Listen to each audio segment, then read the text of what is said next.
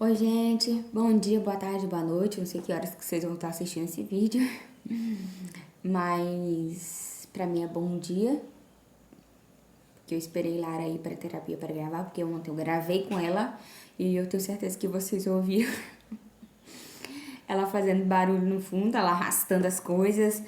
Ela põe a casa do avesso, né? Que ela está de recesso e a mãe que lute, né? E Mas no próximo vídeo eu vou falar mais sobre como que foi o processo de diagnóstico dela, como que é a nossa rotina, como que foi o processo de inclusão na escola. O próximo vídeo não vai ser sobre livro, vai ser especificamente sobre isso, sobre Lara, sobre a maternidade atípica, que também é o propósito desse canal, né? Que foi um motivo maior, mais até do que o interesse por livros, foi, foi essa questão mesmo de compartilhar com as mães, sejam típicas ou atípicas, essa rotina mesmo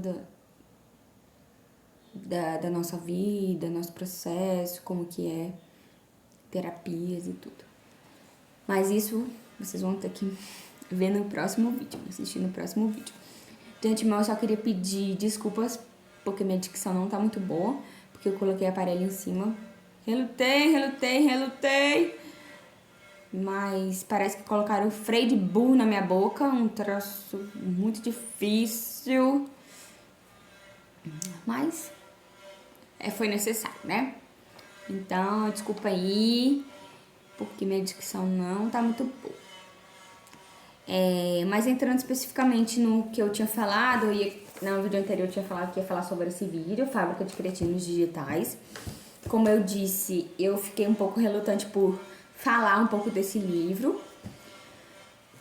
porque as mães já carregam muita culpa, né? Mães atípicas já carregam muita culpa. E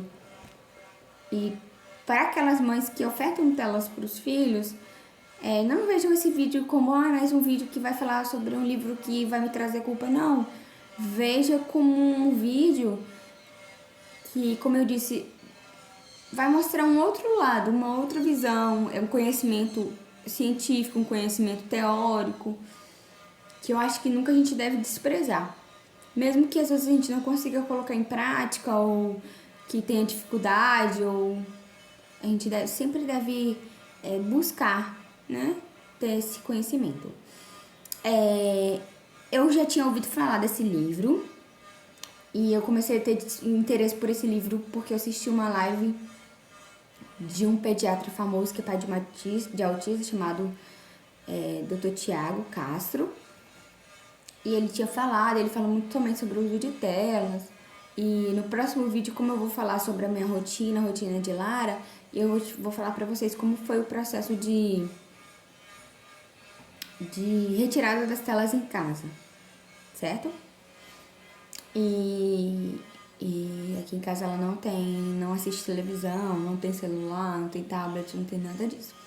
Ela ainda tem acesso a telas na escola, porque a escola tem um programa de cineminha e eu cheguei a cogitar não deixar ela, retirar ela da sala nos momentos do cineminha, mas eu conversei com a coordenadora sobre a questão da inclusão, não seria tão bom, mas isso é cena para os próximos capítulos. E aí, eu ouvi falar desse livro, que ele só tinha mostrado assim, de relance alguns livros que ele estava para ler. E aí já despertou meu interesse. E aí eu li o resumo dele no Amazon e gostei bastante. E aí eu ia comprar ele no Kindle, porque eu sempre fui muito relutante com o Kindle.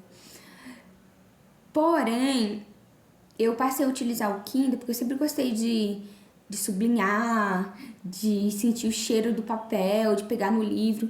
Porém, para mim, o Kindle estava sendo mais prático porque eu conseguia, na hora de dormir, ler sem precisar estar uma luz acesa. pra não atrapalhar meu esposo, não atrapalhar a Lara, que a cama dela é do lado da minha cama. E ao mesmo tempo os livros eram bem mais baratos comparados com os impressos. E eu não precisava esperar chegar. Às vezes eu tava querendo muito ler um livro, como foi um livro da faculdade que eu precisei ler e ir para uma prova. E aí, no caso, o tempo até o livro chegar seria um tempo que eu já teria adiantado para a prova. Aí eu comprei um Kindle tem 1 ano e pouco, quase 2 anos. Acho que já tem quase 2 anos. E já nesse tempo praticamente eu tenho lido mais no Kindle. Porém, como eu fui para umas consultas em Salvador, na rodoviária tem uma livraria. Aí quem gosta de livro, né? Em vez de ir para uma loja de roupa, uma loja de sapato, vai numa livraria. E aí, eu olhei ele lá e o livro tava R$ 76. Eu achei um pouquinho salgado. Só que toda vez que eu penso no preço de um livro, eu lembro sobre uma vez que eu vi uma pessoa falando que a gente deve, quando vê um preço de um livro, sempre deve pensar no seguinte ponto. R$ 76. Porém, quanto tempo aquele escritor, quanto investimento aquele escritor gastou para reunir todas aquelas informações, todos aqueles estudos científicos, todo aquele conteúdo, quanto tempo da vida dele, quanto recurso financeiro, e conseguiu colocar naqueles R$ 76. Então, para você avaliar o custo-benefício, compensava. E fui eu e comprei. Aí meu marido sempre fala assim comigo, mas você comprou mais livro, tem outros livros que você não leu, termina de ler os que você tem, depois você compra os outros que você vai ler. Mas quem é leitor compulsivo sabe que gosta de leitura compulsiva, sabe que não funciona muito bem. Quando você lê um livro, e às vezes você tem outros para ler, mas você pula a ordem para ler outros, como no meu caso, eu tinha outros antigos que eu falei, quando eu estiver de recesso da faculdade, eu vou botar em ordem esses outros, mas eu não segui a ordem. Mas enfim, aí eu fui, comprei, e esse livro eu achei muito bom no sentido que ele é muito embasado cientificamente. Mas assim, é muito mesmo. Quando eu falo muito, ele passa duas, três frases, tem referência bibliográfica científica. Você vai, tem artigos indexados, porque a gente também tem que ter cuidado com muitos livros que a gente vê, que muitos autores falam coisas sem referência, coisas que não têm embasamento científico, e a gente toma aquilo como verdade, e não é, né? E não é. Muitas coisas que não são muito assim. Tem até um livro que depois eu posso comentar com vocês, chama Guia Politicamente Correto da História do Brasil, muito bom, que desmistifica muitas coisas sobre a história do Brasil e tudo, mas é assunto para outro vídeo sobre esse livro. Mas aí, em tese, o primeiro ponto que eu queria ressaltar sobre esse livro é isso, que ele é muito bem embasado, muito bem construído, né? E no prefácio ele já começa colocando dados assim que deixa a gente preocupado. Por quê?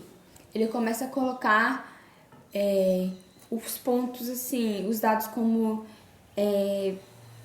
quão cedo que as crianças começam a ter acesso a tecnologias e um tempo que, colocando assim na ponta do lápis, como diria minha mãe e meu pai, consumiria uma boa parte da vida, vamos colocar assim, né? E considerando crianças de 2 anos, abaixo de 2 anos, elas precisam muito ter tempo de qualidade, né? Porque ele coloca muito bem colocado numa parte do livro que tem coisas que se você não aprender na infância, quando você for adulto, você não vai conseguir aprender no sentido de ter malefícios, sabe? E ele colocou que as telas roubam muito tempo de qualidade, porque muitas vezes a gente tá presente com os nossos filhos, mas a gente não tá presente. E é o tempo que a criança tá na tela, ela tá perdendo tempo de interação social, tempo de onde ela estaria ouvindo muitas palavras, percebendo muitas coisas. Então, tem esses pontos, né, que a criança ela precisa de um tempo grande de estar com adultos, com crianças, de interação social. E parece uma coisa tão boba, né, pra gente que é adulto, interação social, mas pra criança é extremamente importante. Eu que sou mãe de uma criança autista, então, como que interação social é uma coisa assim que, principalmente depois que Lara foi pra escola, eu comecei a perceber assim, um avanço muito grande nela. Ela começou a observar o outro, as expressões, o que as outras crianças fazem, a imitação, que a fala, principalmente, que ela teve um atraso de fala significativo, que eu vou falar com vocês, que a fala, a gente acha que é fácil, porque a gente fala, mas é um processo complexo. Depende de contato ocular, de imitação, de observação, depende de praxis motora. Então, assim, é de uma importância absurda a interação social para a criança, né? Quem é da área da psicologia, da saúde em si, assim, sabe que vários teóricos eles estudaram, né? Se você for pegar Piaget, por exemplo, ele fala muito sobre essa questão da importância, né?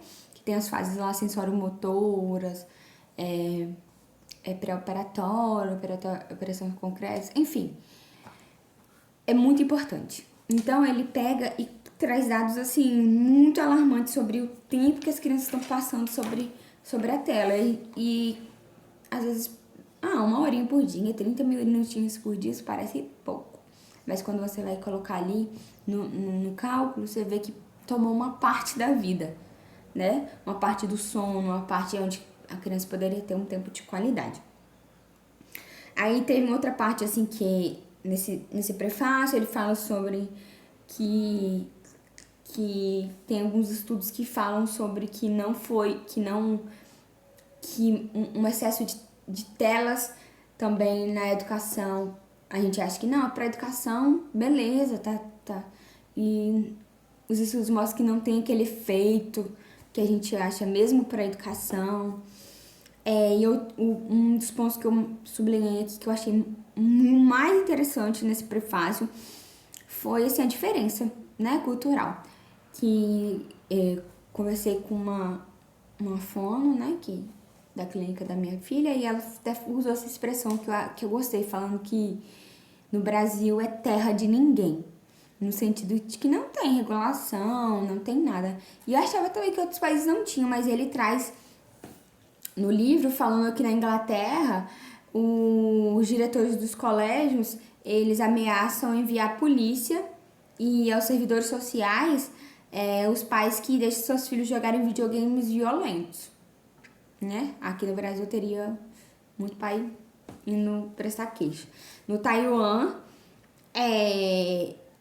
o Taiwan ele tem um dos melhores índices educacionais do planeta, tá? Só para vocês terem ideia.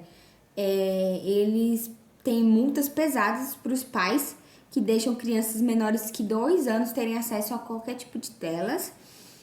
E também tem multas pesadas para pais que não controlam o uso de telas por menores de idade. De 2 a 18 anos, pode no máximo 30 minutos consecutivos, senão os pais pagam multas pesadíssimas. Na China, eles tomaram medidas super drásticas com relação ao consumo de videogames por menores de idade. E eles alegam com isso que afetam o desempenho escolar. E vocês vão ver mais pra frente que realmente afeta mesmo. E também é proibido as crianças usarem essas tecnologias no período destinado ao sono, que seriam de 22 a 8 horas. Então, assim, no Brasil não tem nada nem parecido, né? Pode parecer até um pouco radical, né? Falar, chamar a polícia, essas coisas assim. Só que no Brasil não tem nada, nem tipo assim, uma orientação para os pais na escola, uma conscientização, nada. Pelo contrário, parece ter um incentivo. Aí, o segundo ponto que me chamou muita atenção aqui nesse prefácio também foi que tem uns estudos que comparam o uso de tela por crianças pequenas, o efeito que causa no cérebro é o mesmo que de cocaína. Então isso foi muito forte, né? Que imagina, meu filho nunca usou drogas ou vai usar drogas, mas é uma coisa tão viciante a tela que é o mesmo efeito de cocaína. E a outra coisa, assim, que me chamou muita atenção é que teve um jornalista francês, doutor em sociologia, Guilherme Ernet, meu francês tá ótimo, só que não, que ele fala assim: a moral da história é o seguinte, dê telas a seus filhos, e os fabricantes de telas continuarão dando livros para eles. Porque ele fala que no Vale do Silício, isso eu já tinha ouvido falar, que no Vale do Silício, lá onde estão as maiores big techs, as maiores empresas de tecnologia, né? Google, tantas outras, os profissionais que trabalham com tecnologia são praticamente unânimes. Eles não dão tecnologia para crianças, para os seus filhos. A maioria deles esperam as crianças completar no mínimo 12 anos para terem um celular, coisa do tipo. Então, tipo assim, enquanto a gente se preocupa em cada dia mais cedo, né? Dar telas, dar coisas para as crianças, eles se preocupam em não dar. E eles são os criadores, eles sabem na prática como que é. Se você for procurar até o Bill Gates mesmo, a filha dele parece que só foi ter acesso ao computador com 12 anos. Então, essa foi uma outra coisa que me chocou muito. Aí, tem outras partes, assim, o livro ele traz muito gráfico, muitas coisas muito interessantes, né? E aí, quando começou a segunda parte, essa frase me chocou muito, eu até publiquei no Instagram. Ele colocou assim: a perda do tempo é a mais irreparável e é que menos preocupa. Então, uma vez eu li que o tempo ele é o maior, a maior riqueza que a gente tem. Porque ela é irreparável se você pôr na ponta do lápis. Porque você pode, se o computador quebrar, você pode ir lá trocar. Se a comida estragar, você pode comer. Você pode... Hoje você pode fazer tantas coisas, né? Mas o tempo não volta. E quando se fala de neuroplasticidade, de cérebro de criança, é muito difícil. É muito difícil porque não volta atrás mesmo. Não volta. E aí ele fala assim sobre as estatísticas, né? Essa parte assim que o consumo de telas é maior entre tratando de fatores ambientais, entre crianças com menor poder aquisitivo, e também depende um pouco da origem geográfica. Tem alguns lugares que são maiores, né? E aí ele fala muito sobre também que ele acredita que um pouco as pesquisas o número pode ser maior do que as crianças ficam, porque às vezes os pais também não querem ser sinceros quanto realmente tempo as crianças passam diante da tela.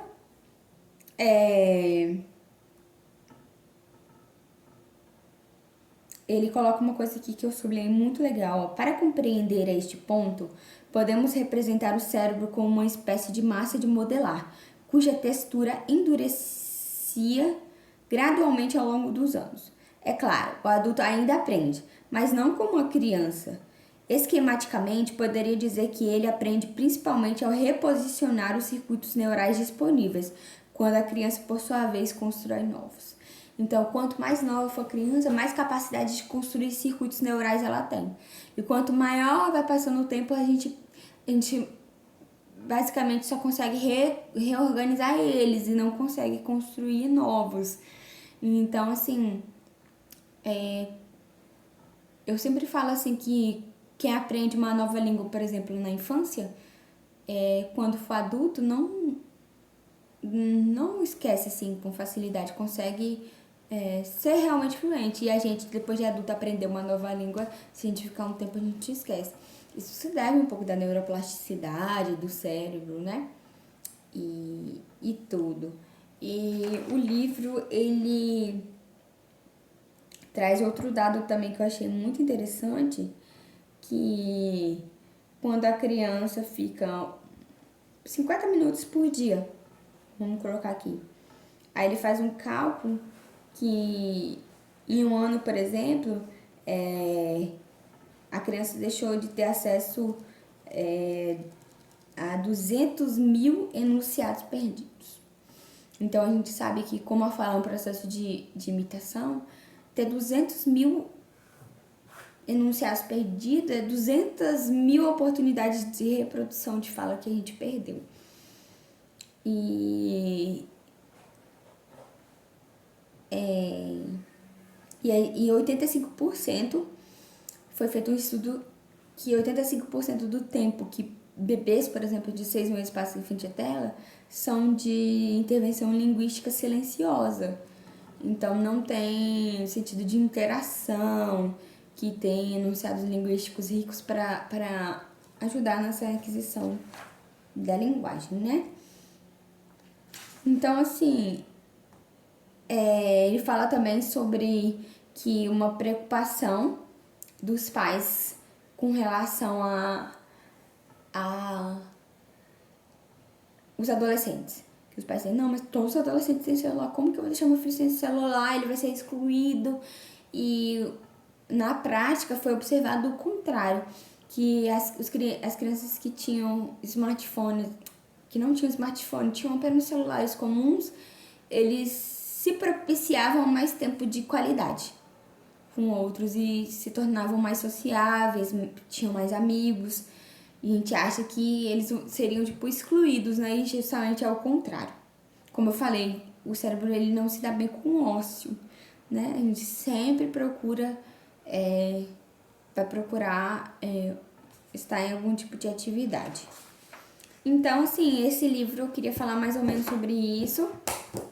O livro, ele é muito grande, muito complexo, mas o livro trata basicamente desse ponto mesmo, das telas, do quanto que a gente não percebe, que parece um pouquinho por dia, um pouquinho ali.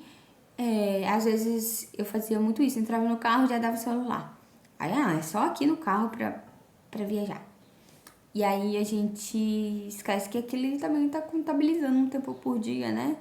Mas ali ela não ia ter interação social, mas a todo tempo o cérebro tá trabalhando, né? E você está estimulando o cérebro da criança a ser dependente daquela tecnologia. Então, falando assim, vale muito a pena, principalmente quem é da área de fono, quem é da área de psicologia, ou quem não é da área de nada também, que simplesmente é pai. E o livro fala muito sobre isso, sobre que eles pegaram três grupos de crianças. Um que tinha uma criação super flexível, podia tudo. Uma que tinha uma muito rígida e uma que tinha uma orientada. E quando foi para observar, para retirar as telas desses 3 grupos, a que mais teve efeitos positivos foi a que foi orientada. Não aquela que foi rígida, nem aquela que foi liberal, mas aquela que foi orientada, onde o pai tem a consciência dos malefícios, consegue falar para a criança, consegue com que a criança interiorize e a criança aceita melhor os malefícios e ela mesma não se expõe tanto. E aí ele fala sobre também o exemplo, não adianta a gente querer também tirar telas das crianças se a gente passa muito tempo nas telas, né? Isso é normal com os hábitos alimentares, não adianta a gente querer que o nosso filho coma alface se a gente tá comendo todo dia batata frita, né? Eles seguem o modelo parental, né? E aí é basicamente isso, ele fala sobre isso, sobre a gente ter a conscientização mesmo, sabe? Da gente se propor a se conscientizar. Porque a gente tem muita aversão, às vezes, ao outro lado, assim, né? Às vezes a gente não quer ouvir, não quer saber. Ah, não, eu faço desse jeito, não vou mudar, não sei o quê, não consigo, então nem vou ouvir. E é justamente o contrário. A gente deve, como eu falei no outro vídeo, uma frase que eu carrego comigo é que o contraditório enriquece o discurso. Então, para eu enriquecer muito mais o meu ponto, eu tenho que conhecer o ponto do outro para refutar, né? No caso, se for necessário. Então, é basicamente isso que eu queria colocar aqui nesse vídeo. E ficou um pouquinho longo. Espero que eu não tenha sido muito prolixa, mas já sendo, porque eu sou. Mas que bom que se você me chegou aqui até o final comigo. Fico muito feliz de poder estar compartilhando com vocês isso, porque eu amo compartilhar as coisas. E quem puder, parece meio piegas, mas curte, compartilha, se inscreve para ajudar o canal a crescer no sentido de espalhar conhecimento.